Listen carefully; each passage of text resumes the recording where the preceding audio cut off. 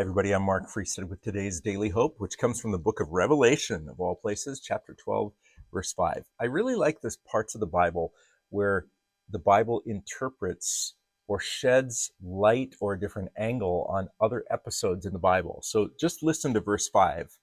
I think you'll understand where it's coming from.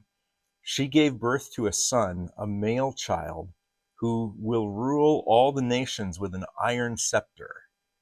Who is she? Who's the male child? I mean, unquestionably, that points to Mary and to Jesus, the baby.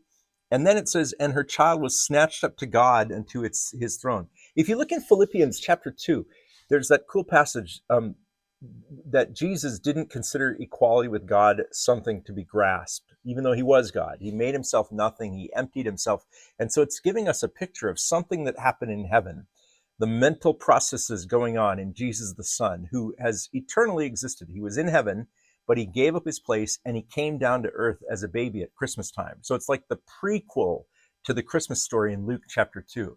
There's other passages in Isaiah and in Ezekiel that talk about the fall of Satan, Lucifer, from heaven, and how that good angel became the fallen angel. And in fact, just a little bit later here in Revelation chapter 12, it talks about the war that broke out in heaven, where Michael and his angels fight against the dragon symbolizing Satan.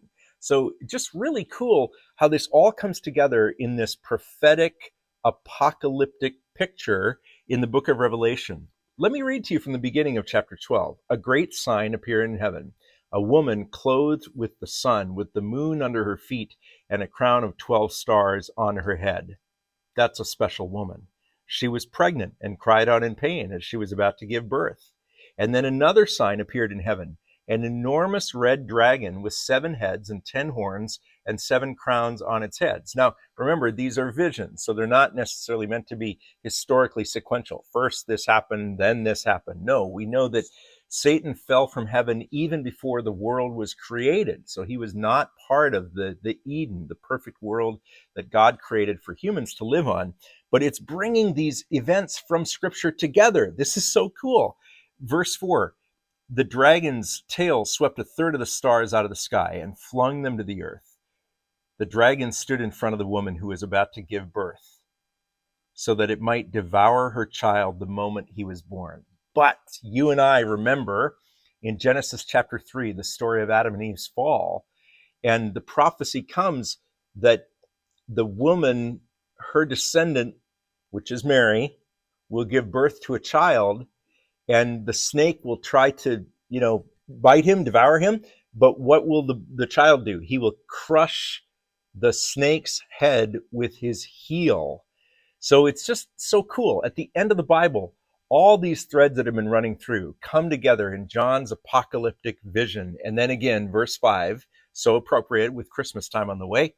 She will give birth to a son, a male child, who will rule all the nations with an iron scepter. And her child was snatched up to God and to his throne. So when Jesus came the first time, the Jews were really hopeful. You're going to restore the nation of Israel, and you're going to be the Messiah. You're going to reign on the earth. And instead, Jesus dies. Jesus dies, but he doesn't just die and go away, erased from history. Instead, he is, as this verse says, snatched up to God and to his throne. And it is from heaven now that Jesus is ruling until the time of his second coming. We wait for Christmas, but even more so, we wait for the second coming of Jesus, the King of the world, who will rule all the nations with an iron scepter. Lord, let it be. That's today's great verse and today's daily hope.